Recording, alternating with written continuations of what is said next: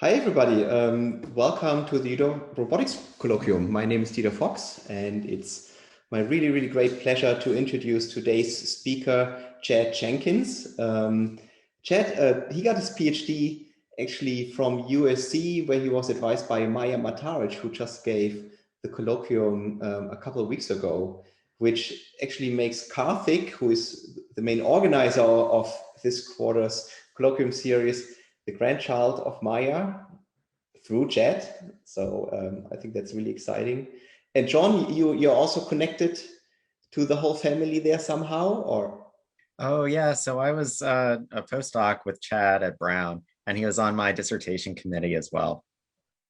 Oh, very cool, very cool. Yeah, so after his PhD, which Chad actually not so much on robotics, but more on human motion modeling and skeleton tracking and motion animation. So coming much more from graphics and animation.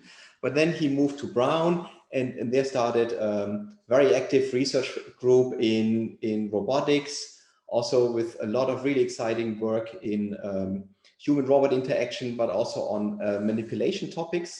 And then he moved on to University of Michigan, where he's now a professor and he's also associate director of the Robotics Institute at the University of Michigan. And again, his research is really in interactive robotics, where he brings together techniques from various different domains. So there's of course robotics aspects, but also computer vision, machine learning, and graphics and animation. And he received several awards for his work. I think the nice ones, especially also like the Sloan Research Fellowship, and he also got a PCASE award, just like Maya, right?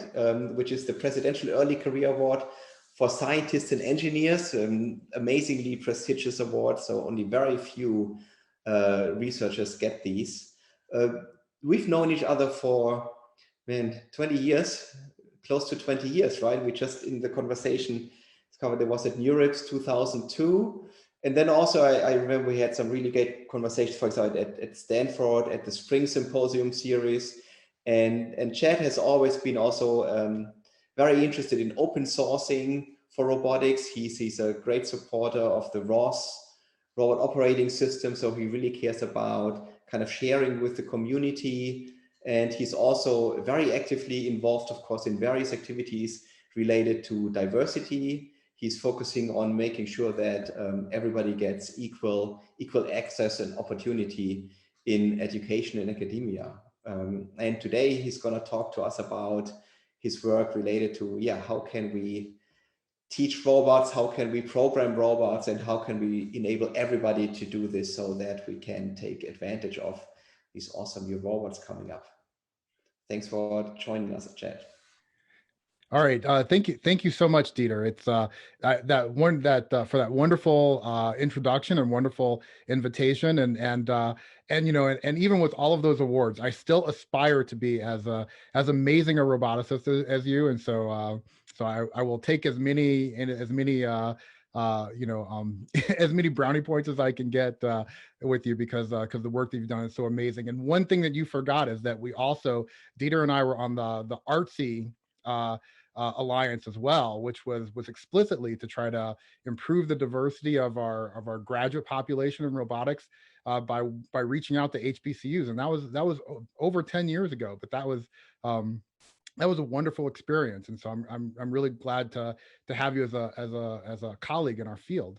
And so I believe I'm spotlighted, so I don't share slides. I'm actually going to be down here in my own little window, and I'm going to use this to share to do my presentation. So I'll just start off right here, and I'll start off with just a picture of me, and so that's me. And so I will just ask everybody a question. So here's a little bit of a quiz for you. You know, when I'm just hanging around campus, when I'm walking around campus, and I've been in robotics for over 20 years now. What question do you think I get most often when I'm just around campus and doing things? What do people ask me the most? Karthik, you can't answer. You've seen this. I'll just put in the chat, or yeah, there's no wrong answers here, because how could you study for a question like this? Any guesses? I'll let you think about it while I take a sip of coffee. All right, how do I get to a certain building? There we go. The location of the nearest Starbucks. That's awesome. When are robots going to take over? That's a good one. That's a good one. Any other guesses? We'll stick to those three. Those are some pretty good guesses. But actually, the real answer is am I with the football team? It used to be, well, am I on the football team when I was a student? Now with all the gray hairs and the receding hairline, it's more like am I the parent of a football player that's being recruited? And my answer to that is very, very simply no.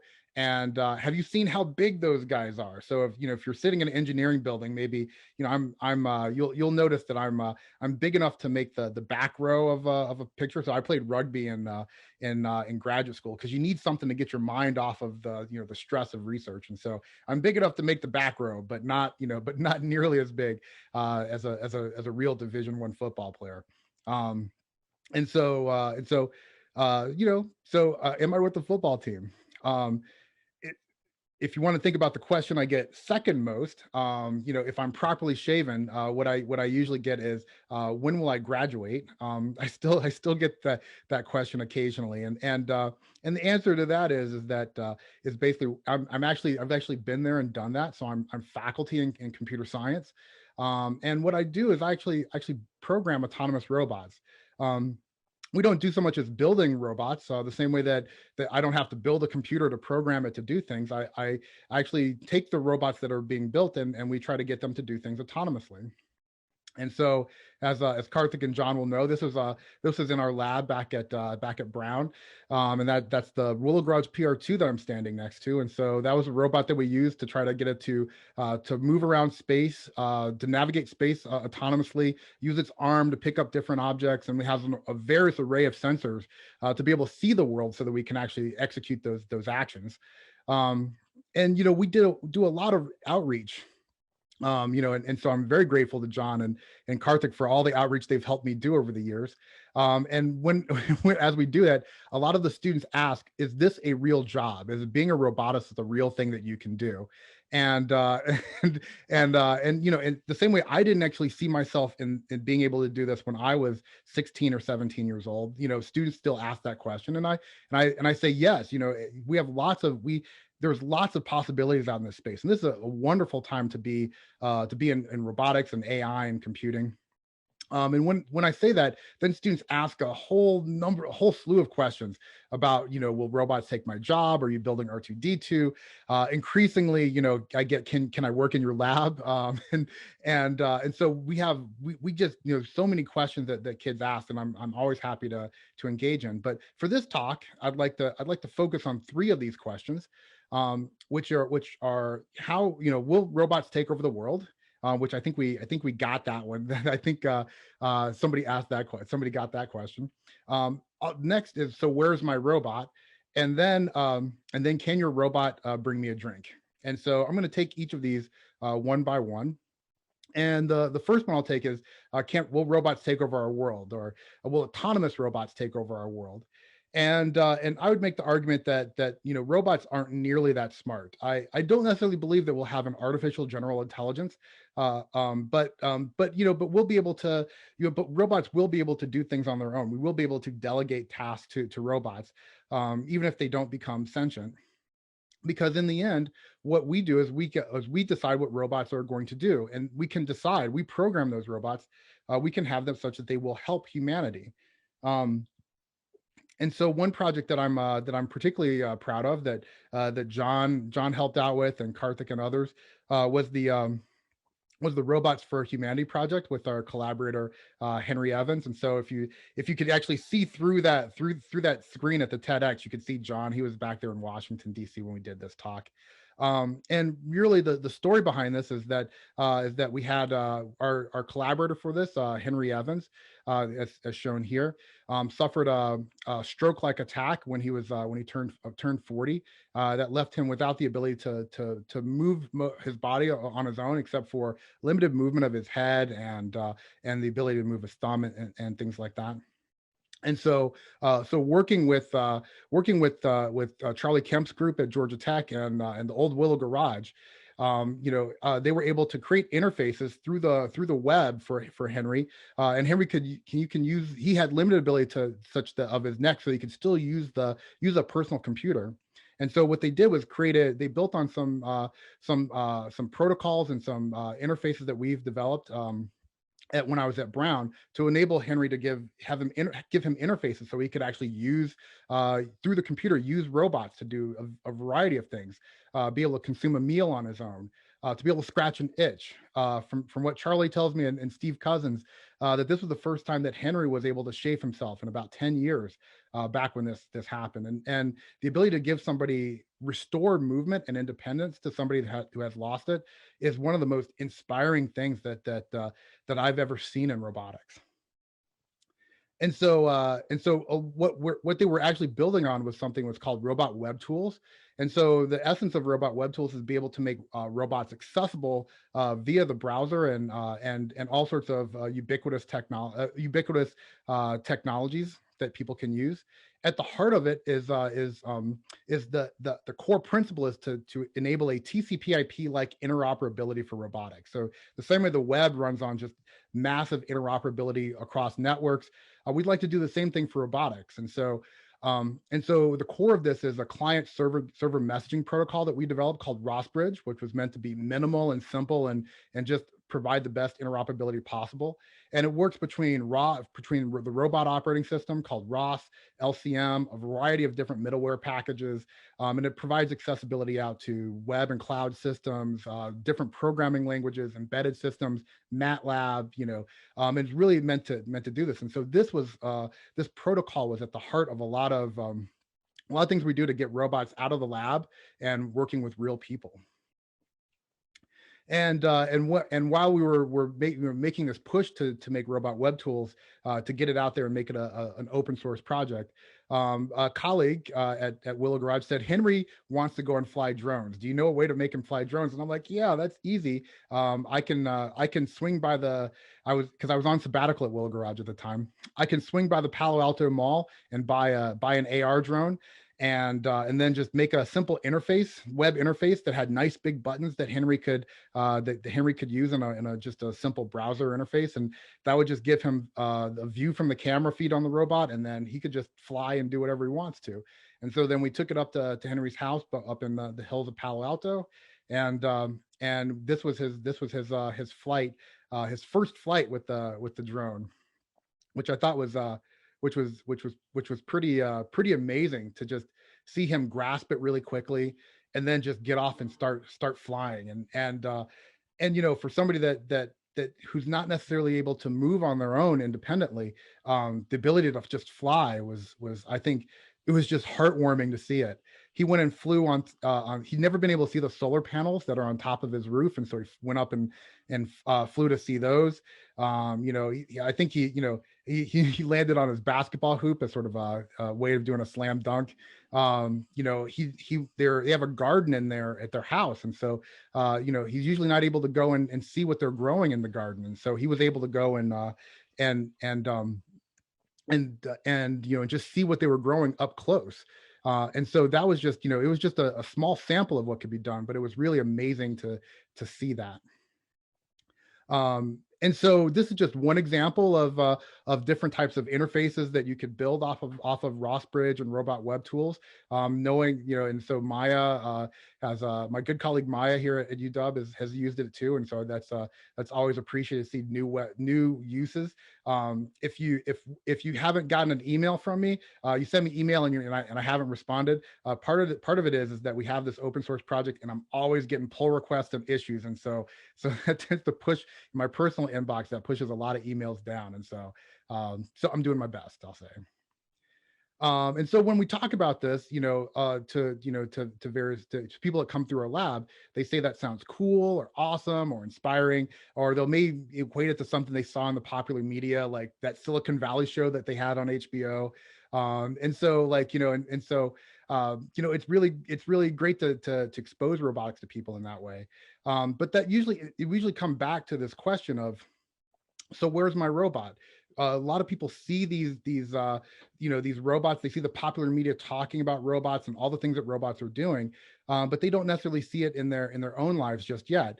And I would tell them that your robot is around you. If you just take a look around, you can see drones, you can see autonomous cars. There's telepresence robots, which I think, as we go back to having a mixed, a hybrid between remote and in person, I still believe telepresence robots has a big role to play in that. And so these robots are all around. But when they say robot, what they actually mean are mobile manipulation robots. So robots that that take on sort of have a human-like that have an embodiment that make them amenable to working in human spaces, to dexterously manipulating things in human environments such as drawers, various tools, being able to set a table, all of those things that we do as people. They're thinking of those types of robots, and so this really gets to the area of mobile manipulation. One other question for you is that how much do you think these robots cost? And so I'm going to open this up. You can just put some guesses in the chat. You can treat this sort of like The Price is Right, which is one of my favorite shows growing up. So you try to guess how much these robots cost without going over. And so I will tell you that these robots do not cost $1. So you don't have to. You don't have to guess that. All right, we've got some pretty nice guesses here. $100,000, $350K for the PR2, very specific guess there. And so $250K. Wow. All right. So yeah, some really good guesses here. Andy, it seems like you have worked with these robots before. So I think these are, usually people go low and they say like $10,000 or whatever. I know I have a very informed audience with these guesses that are a bit higher, because if we wanted to look and see how this lays out, if I put it, so this is time right behind my head. If I put time on the horizontal axis and cost on the vertical, it's the PR2 came out in 2009. I bought mine in 2011 for $400,000. And so you get it. So the 350K, Andy, is if you had the open source discount, which we got, but then if you add insurance and all the maintenance packs on, it comes back up to $400,000, which that is what it is. My first purchase when I got to the University of Michigan was the Fetch mobile manipulator in 2015, and that was $100,000. So again, Andy, if you get the open source discount, it's 75K, but then you got to add shipping and maintenance and insurance on that, which brings you back up to 100K. And so if I compare this to the first robot that I actually worked with, the NASA Robonaut, nobody's ever actually, I don't actually know the price of that robot, but nobody's ever balked when I've said $1.5 million, which I think is a fairly educated guess. And so if we just take these as a couple data points, and we remember from linear algebra how to fit our favorite nth order polynomial to this, we could make an argument that your robot actually came in 2020. I actually made these slides in 2017, but I still stand by 2020 as when these robots have sort of come to form. And so you've seen, some things like Hello Robot, which is about 17,000, which is now out and does things in this space. We've seen other sort of things like taking a mobile base with a manipulation robot on that, and that they can come out to about 40K, somewhere around there. And so we're starting to see these types of platforms take hold. But this is only just the embodiment of the robot itself. It's not necessarily the whole thing, because you still need computation to make these systems autonomous. And so if we look at this from the perspective of what's going on computationally on these robots, is that up through the point when I was a graduate student, most robots were remote controlled, such as the NASA Robonaut. And so we're really in an era of teleoperation, where the human was doing most of the cognitive tasks, and the robot was just the embodiment. You're just sort of changing your body for the robot's body to do things that are maybe dirty or dangerous. With the advent of laser range finding and great sensor suites and probabilistic robotics, we've been able to have robots that can put their tasks. So you can pick something up at point A and drop it off at point B. And so that's really what autonomous driving is doing that. But for our mobile manipulation robots, we can pick things up at one location and go take it to another location. I'd argue that where we're trying to go in the future is to have robots do a task for you, to be able to delegate a task to a robot, to just say, this is what I want done. Please make me breakfast, assemble this piece of IKEA furniture, go fix the water heater, some sort of task. We're talking about the outcome that you want, and then the robot has to reason through how it could make that happen, the way that we can delegate tasks to other people or some of our partners. And so this question of how do we do this task for me is really the real question we're asking is can we make the world programmable the same way that that computers have made digital information programmable. Really what we're asking for robotics is how do we make the world programmable? And so when we think about how we can do this, our kitchens are just our natural human environments, I think are to me just as challenging as doing navigation on Mars. There's so many things that we have to consider. The diversity of objects. We have thousands of different types of objects that we have to recognize. And not only that, we have to understand the semantics around those objects, their form and their function, and how do we use them? What's going to be the causality of the actions when we use a particular object in a particular way?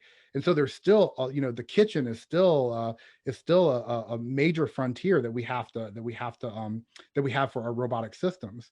But if we can do that, what we'd like to be able to end up with is a general software stack that allows us that we can put on any arbitrary robot. We can give it any arbitrary task, and assuming that robot is physically capable, it should be able to work in any environment. And that level of adaptability is something that really is the goal for robot programming. And traditionally, we've explored this goal through the area of robot learning from demonstration. And learning from demonstration dates back, it's been around for a long time. There are people that have done fabulous work in kinesthetic learning from demonstration. When I do my lit review, learning from demonstration goes back to Patrick Winston and the AI Lab copy demo. And so unfortunately, Professor Winston passed on recently within the last few years. But as a result of that, this was back in 1970. They had systems where they could if you had a collection of blocks, you would be able to demonstrate a scene to the robot. The robot would use the state of the art in perception to perceive that scene, to perceive the structure of the scene, where all the objects were, how they were composed, and then set that as a goal for its goal to achieve. And then I'm going to duck a little bit. And then, given what it's perceived as the goal, it would then reproduce that structure. And so it really was just copying what the user was showing, assuming that was their intended result. And so it was simplified in many ways, but it got to the heart of what we're trying to do in learning from demonstration.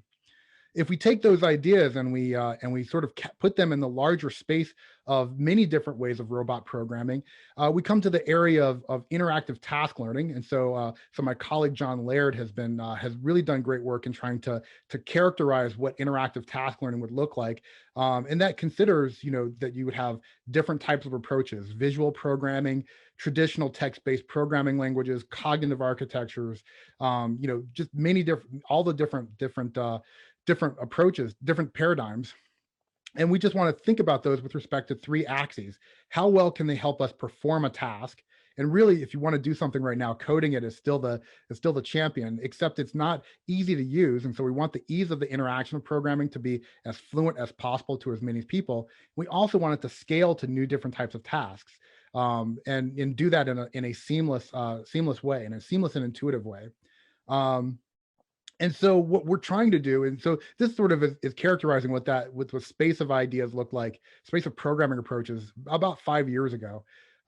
what we're trying to do with learning from demonstration is move things forward so that when we think about the next generation of learning from demonstration, I'm looking for it to be more performant with respect to different tasks and more scalable across tasks. And when we do that, there's a number of there's a large body of literature that we're pulling from, where we can have goal-directed robot behavior from just showing the robot what we want to do in workspaces. The robots have to perceive, and so that falls in the area of semantic mapping, being able to perceive 3D space and understand the form and function of objects. And then also declarative programming-based declarative planning-based programming, as it has been well studied in terms of task planning. For many years in artificial intelligence. And so if we're taking these ideas of semantic mapping and planning-based programming, it's what my group is calling the problem of semantic robot programming, where what we want a robot to do, the way we want to program the robot is just walk up to it and say, all right, this is how I want things arranged. And that's really what the outcome is that we want, or communicating the outcome in some way. The robot can perceive what the human has done, and maybe represent that in a way that you can characterize the goals of the human or the intentions of the human. In this case, we're doing it in the planning domain description planning domain description language as a scene graph. So then when the robot comes and sees that same scene in an arbitrary state, maybe my kids have come in and just messed it up, it should be able to perceive that state as well, using a combination, in our case, a combination of neural networks and probabilistic inference on the back end, and then be able to store that also axiomatically in terms of a planning description, a PDDL description. And once it has that, then you can use task and motion planning to have the robot reason all the way through about on its own autonomously about how it can transit the current state of the world into the goal state. There are a number of issues with how so as you're going to see, the robot right now is working through those steps. And I think the thing that to me that's really cool about this is the robot's doing all the reasoning on its own. We're not setting things up so that the robot has to, at this stage, we're seeding things into the robot. It's getting to this goal of the robot we're just giving it a task, the goal of the task, and it does everything on its own. Now, and I'm just going to show some more examples of this just working, but there are some things with this that are challenges, and that we're just showing one demonstration right now. How do we get robots to learn from multiple demonstrations? And what does it do when there's uncertainty with occlusions? How do we infer these scenes? How do we start to infer the user's intent? How does this change when we start to think about different types of affordances, not just picking something up and placing it or discarding it, but we actually have to use tools, or we have to assemble different structures together. But really, this is sort of like our starting point for how we've started to think about declarative approaches to learning, to robot programming by demonstration. And so one of the major problems that we have is to be able to do scene estimation and clutter. So that means that we have to infer, if we're going to do things the way that I've described, we have to infer scene graphs from the sensors that's on the robot. This scene graph assumes that means that we have to infer the 6-degree of freedom pose of every object, and also the relationships between the object, such as physical support relationships. In this work, we assume that we have robots. We assume the geometries of the object are known, but we can, but that is something that is increasingly being relaxed. But we still face considerable uncertainty in terms of the occlusions, the stacking, all the physical interactions between these objects. And I would also make this point that given where robot perception is these days, we shouldn't have to rely on on a lot of the traditional sort of crutches that we have in terms of green screens, solid colored objects, singulated, isolated objects, or using AR tags, because we wanted robots to work in natural environments, natural human environments. And I take a lot of inspiration from the advances that we've had in autonomous navigation, such as this work by my colleagues Ryan Eustace and Ed Olson. And so several years ago, when they put laser rangefinders on top of a car and have just built fabulous city scale maps of Ann Arbor. So this was generated by the laser range scans off the car of the football stadium in Ann Arbor. This is downtown Ann Arbor. And so in blue is the map that the robot built up on its own, and in red, what you're seeing is what the robot is seeing right now.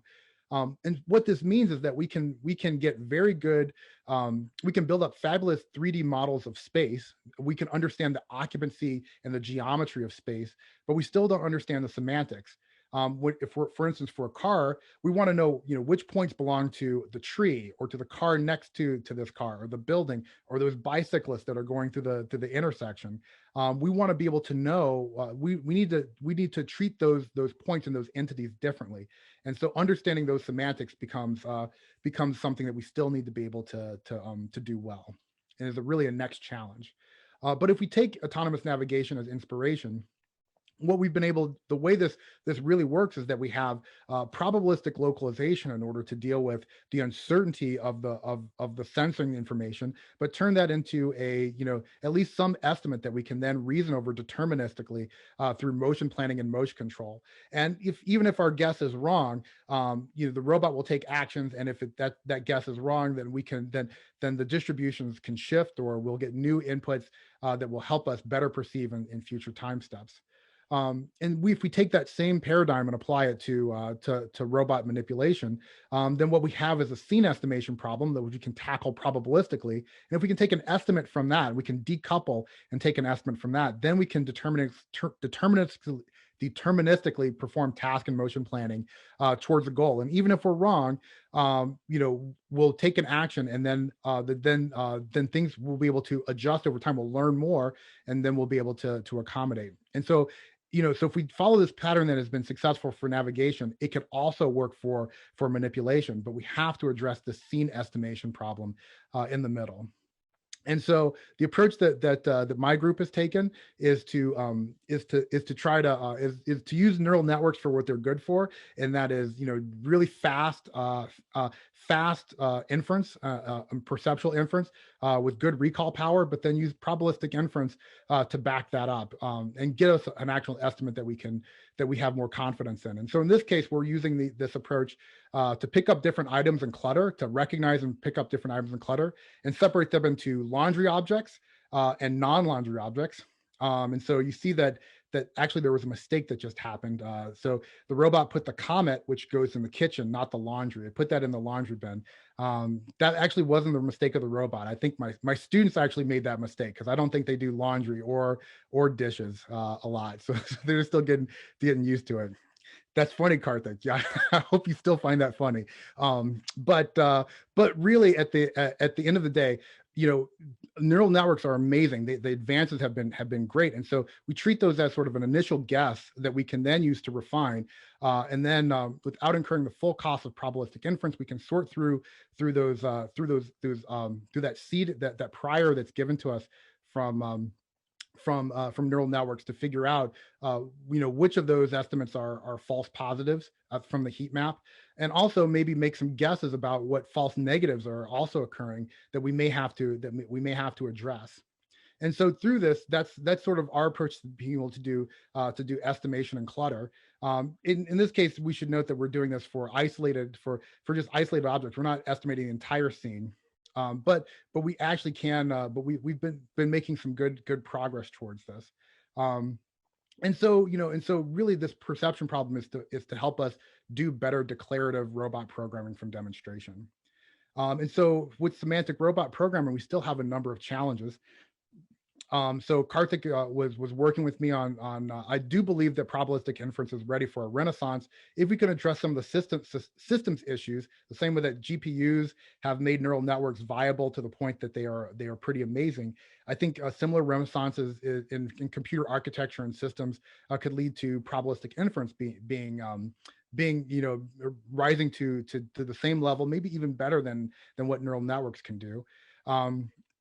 And we've done some work that's similar to the explosion of NERF that's happening, the neural emitted radiance fields work, and we've been using that. We have what's called a depth likelihood volume, which is a lot slower the way we're doing it, but we're using that to try to estimate transparent objects, translucent objects, and have our robots work under that type of uncertainty, because human environments are filled with all sorts of transparency and translucency.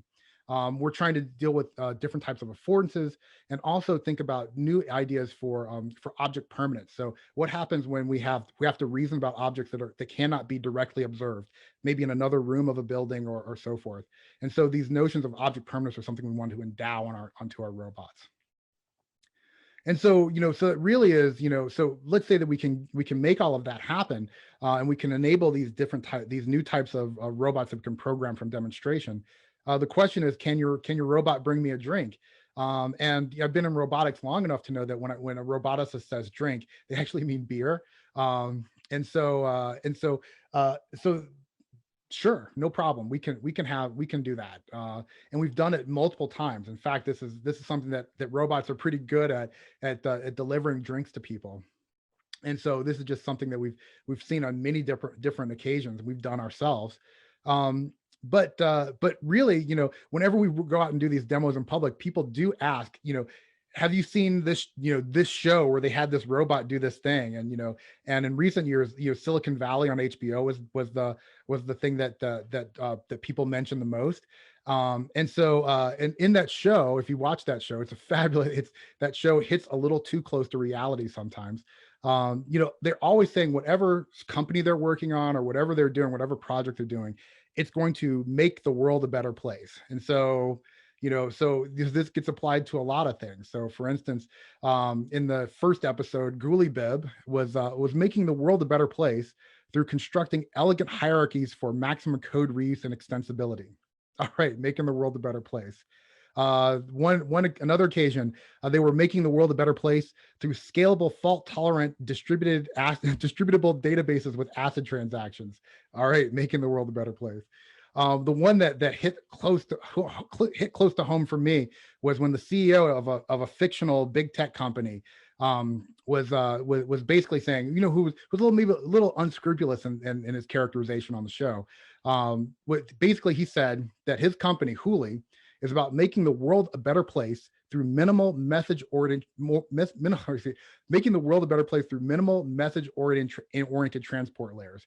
And that one really hit home to me, because if you replace Hooli with Rossbridge, then you're effectively just they're just talking about me, right? And so I'm, so I could just be saying things, whatever I'm doing, it's making the world a better place. But is that actually true? I think about this a lot, in that, is my world actually making the world a better place? And it's easy to say, but it's hard to really think about it in practice, and taking a real inventory of yourself and your work, and understanding what's the real impact. And so, a lot of this came front and center on Memorial Day last year, when we saw, when a lot of people saw a man lose his life, on video. And, it's a hard video to watch. In fact, I will admit I haven't watched it because I know what happens, and it's painful. It's painful that it's happened many times throughout our history. And it's really, I mean, I can't even hold my breath for 3 minutes, let alone for 9 minutes. And so, it made us think a lot about ourselves and what we're doing as a society. A number of my colleagues and I, we wrote, a number of black computer scientists came together and wrote the Black in Computing Allies, Black in Computing open letter and call to action, which really was talking about how could we do better in computing as individuals, as organizations, and as entire communities. And so, so you can that's available at blackincomputing.org if you want to read that.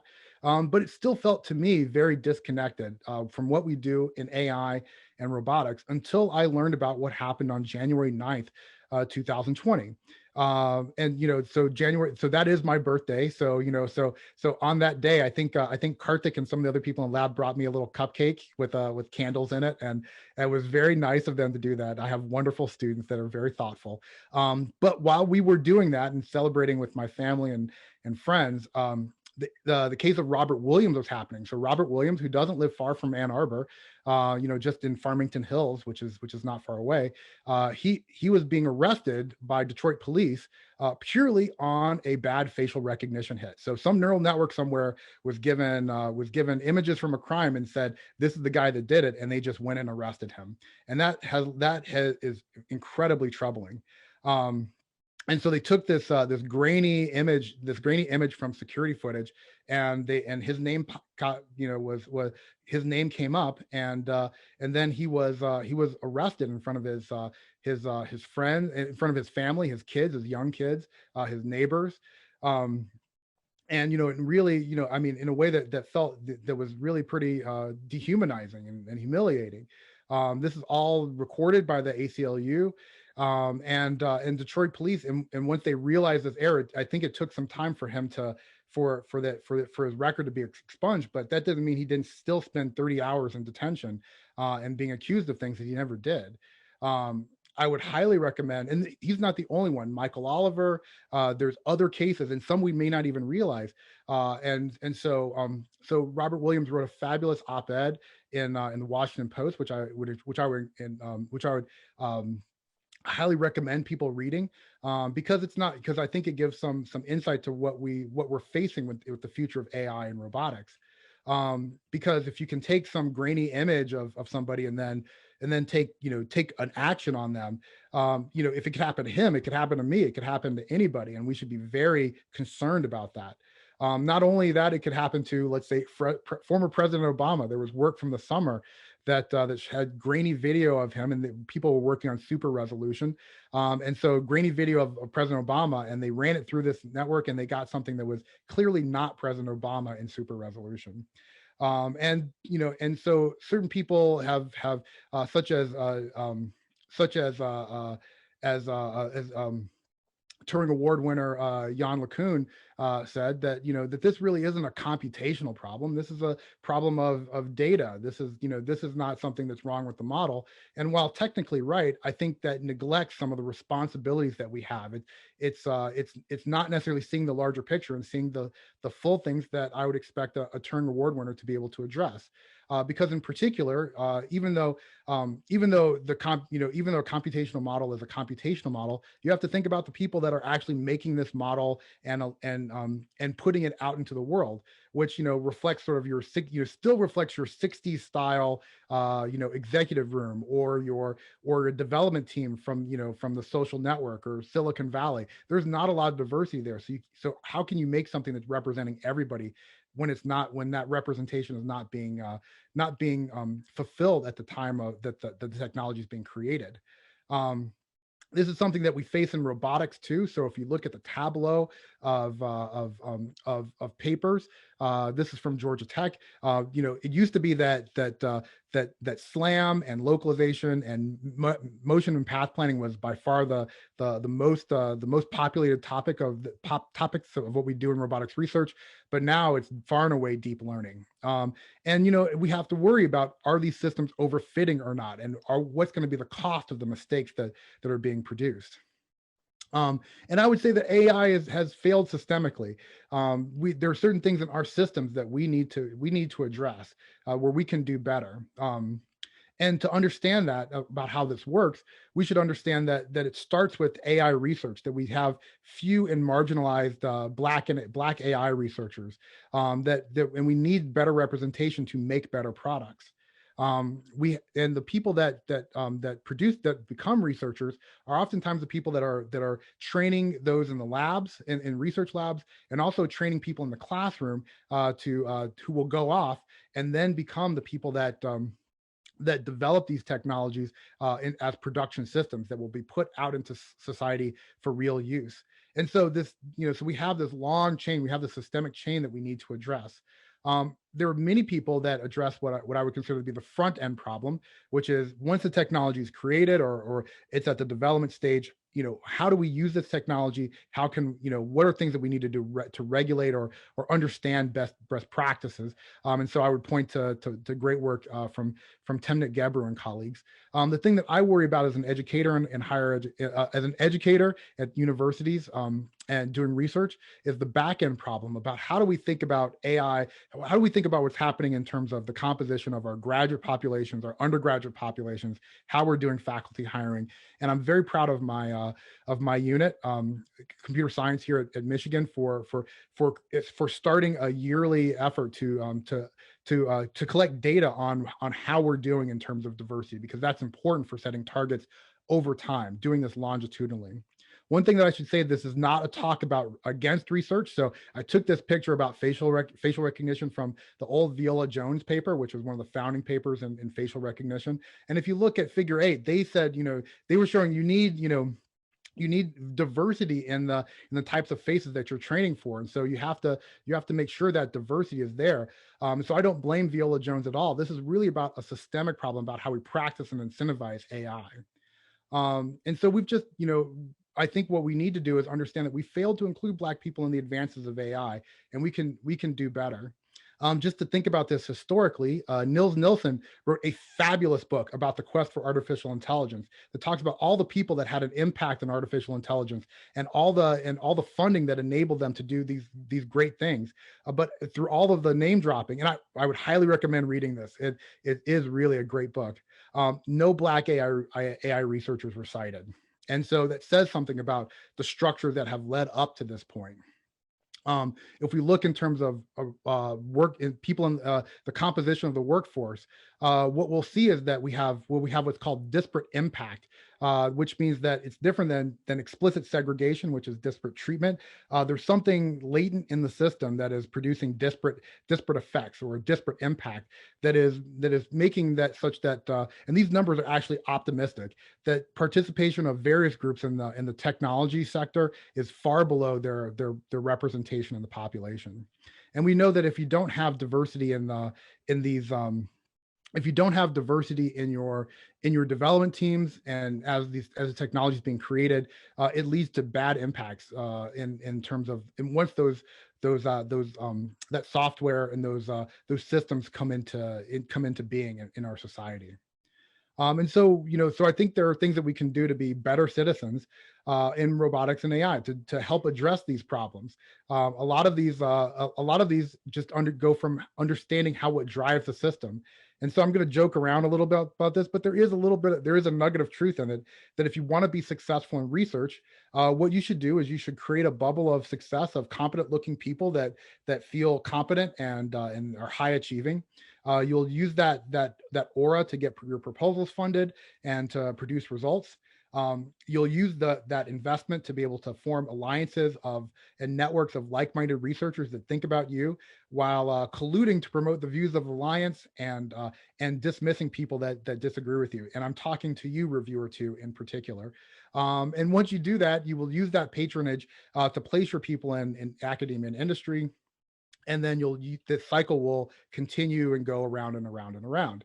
And this is not just an issue of research, it's just basic human nature and how systems work, how systemic systems work. And so that's really what's driving law enforcement as well, in that we have a lack of accountability for police unions because they're incentivized to go and accrue more resources and more power without necessarily, while avoiding accountability. But, and I understand that law enforcement has a difficult job to do, and we need law enforcement. I'm not calling for abolition of law enforcement, but we do need accountability. The same way that you have a pilot who's going to have to be accountable for the people that are on their airplane. We have to have accountability for people that are given the role of being stewards for our society and other people's lives. And so what can you do? And so I'm just going to close this out real quick and just say I've covered this in the past, and that we can eliminate, you as an individual, you can do your best to eliminate disparate impacts by just looking around and saying, are you being consistent in your treatment of your colleagues, of students, of applicants to your programs? Are you looking around and seeing how diverse is your research lab, your citation list, your classroom, the committees that you're serving on? You should make sure that when you're going to your funding review meeting, if you're looking around your funding review meeting when people are deciding who to invest in to shape the future, you should look around and you should see the diversity that's happening there. For the sake of time, I'm going to skip this and say that we need to update our curriculums and curricula, and say that that we need to update it for the realities of 2020. In particular, we're trying to do a number of things. I'm trying to do a number of things at Michigan, such as leading with linear algebra so that we can put the fun stuff first before you get to 4 semesters of calculus, making sure that we guide students along, helping them give an informed pathway through their undergraduate program to careers in robotics and AI. And we can also invest in an equal opportunity. This does not require new legislation, but the Civil Rights Act of 1964 says any entity, including universities that's receiving federal funding, should make sure that there is not disparate impacts in their results. That means if you're receiving federal financial institutions that are receiving federal financial aid or research grants, you should make sure that you're not producing disparate impacts in the people that you're producing through your degree programs, and also the people that you're producing in terms of the ideas that are shaping our society. And we know this has worked. This can work because it did a lot for helping address gender inequities since the introduction of Title IX in 1972. My story would not be possible without fabulous female mentors who themselves got an opportunity because of Title IX. And so, I'd love to say this is President Nixon signing Title IX. I couldn't find that picture. This is actually him signing the Clean Air Act. If somebody has that picture, I'd love to see it. And so, just in closing, computing, and just in general, maybe the highest order bit is that computing needs more empathy. The work that we're doing is not just a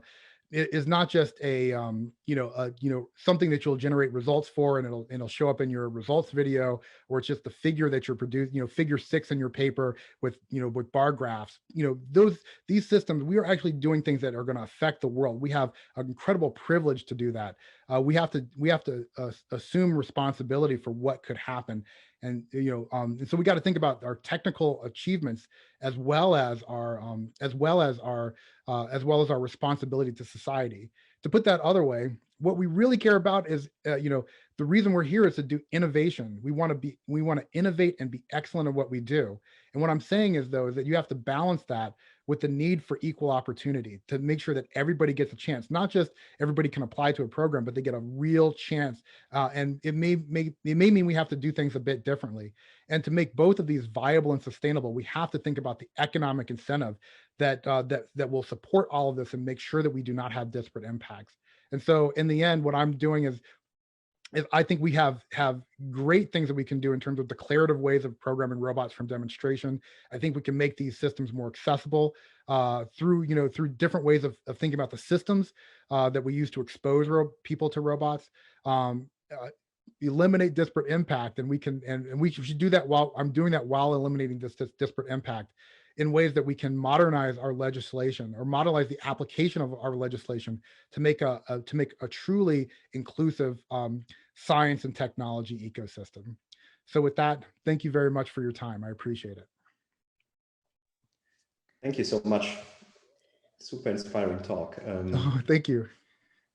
I think you mentioned somewhere, especially with the economic incentives, right? Something also even about NSF or program reviews and reporting requirements and things like that. Maybe could you elaborate a little bit on what your thoughts are there on that? I think there's two things at play here. One, when we look at the results of funding, like who gets funded, I think we have some major inequities. In terms of, if you look in terms of race, the National Robotics Initiative, for instance, has not had a great record in terms of inclusion of people, of underrepresented minorities who are faculty and investing in them. And there's partially and I would say that doesn't just apply for in terms of racial lines, is people that may not have the same pedigree as others. I'm maybe I'm a bit more fortunate than others in that regard. I'm at Michigan, and so there is sort of a hierarchy, and that the people may not see, but is still there. And I'd love to say that the National Science Foundation funds projects and not people, but I think the reality is the merit review system is the other way around. A lot of times people are funded more so than projects. But really, that's the result of a hyper competitive funding landscape because the country hasn't necessarily done what it should do to invest in science. My advisor, Maya, for instance, when she was coming up, I believe National Science Foundation funded at a hit rate of 33%. So 33% of the proposals, or mid 30s or so, was the funding rate. Now I think it is much lower than that, maybe in the single digits. And so because the nation hasn't necessarily invested in science to keep up with the rapid rate of scientific advancement, it's creating inequities in our system. I worry greatly that that the tax cut that was implemented in the last presidential administration is actually going to have dire effects on the nation's scientific advancement, and also the diversity of the field. And so, so really it's up to the American people to decide, if they like what they've seen over the last 80 years or so coming out of World War II. Then in terms of that rate of scientific advancement, they really have to be willing to pay for it. Professor, so nice to have you here. So great to hear about your work. I was curious because I know you mentioned early in the talk about how maybe you weren't certain, or you weren't convinced that we would obtain like robot sentience, just because there's not necessarily a realistic goal behind it, or because maybe it's a very difficult thing to obtain. And I'm curious as to how you think your work in semantic robot programming might potentially be used towards that goal. Say, maybe that situation analysis, that kind of logic and intuition isn't just brought to a physical situation, but maybe a social one, and how that could have a potential impact on people's everyday lives. Right. I should first caveat everything I've said, and that I'm only speculating. If I knew what I was doing, it wouldn't be research; it would be development, right? I would just know and go do that. But this is my hypothesis that we won't have that artificial general intelligence is not something that will result, because we do have a number of controls, and I think the decision space is so huge that I don't know if we'll be able to collect all of those examples. I will say that as a quick side tangent, that I also believe that artificial intelligence is not a good match for digital computing. We waste a lot of energy, shuffling data between the GPU and on the bus. The architectures like Apple M1 will do something, but I think there's going to be roles for new types of computing that will specialize: analog, quantum, thermodynamic. There's an array of possibilities out there, and maybe through those AGI will take shape. But I think I think at the end of the day, though, it comes to, we have it will come to either being some form of supervised or unsupervised problem, maybe a planning problem. And, maybe we'll get to the day where we have general systems that could work for any of these problems. And and there's no need to sort of generate code to make them interface. They'll just work. I just don't think that's going to happen in my lifetime, and maybe my children's lifetime either. And so I think it's maybe too far out for me to say, if that makes sense. It does. Thank you so much for your insight. Wonderful to hear from you today. Thank you. Chad, I had a question. So thanks again for the wonderful talk. I was a little curious about the approach that you mentioned, like for, say, whether it's a navigation or manipulation, where you encode uncertainty in the state estimation or say localization, but then you use deterministic approaches such as like traditional task and motion planning to do the other things, right? So, and I was wondering, how do you connect them? Like, is there a way that you are propagating the uncertainty to the task and motion planning, or like how do you connect the uncertainty that is there in the state estimation to those deterministic approaches? Right. So again, this is a speculation. This is something that I would say is something that we tend to do.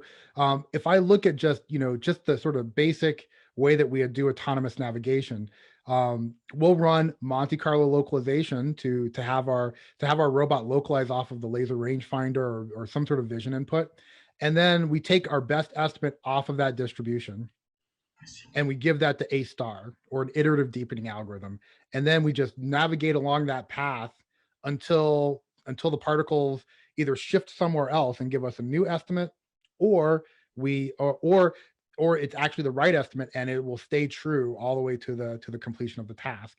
Now, I know I'm simplifying a lot of things because I'd love to say that particle filters work just the the way they are, but we do have KLD sampling and resetting methods and replanning algorithms that do this. But I think the basic principle is one that's worth exploring, that that maybe we don't have to have an explicit propagation of uncertainty to the reasoning systems. And so we'll see if it works. If it doesn't, then there's always POMDPs out there. Thanks. Thank you. Thank you. By the way, good to see you, Tapo. Perfect. I think we're just right on time. Chad, thank you so much for coming. It was a great talk and lots of food for thoughts for everybody. Let's stay in touch and hopefully see you soon. Thank you so much, Dieter. It's been a great pleasure.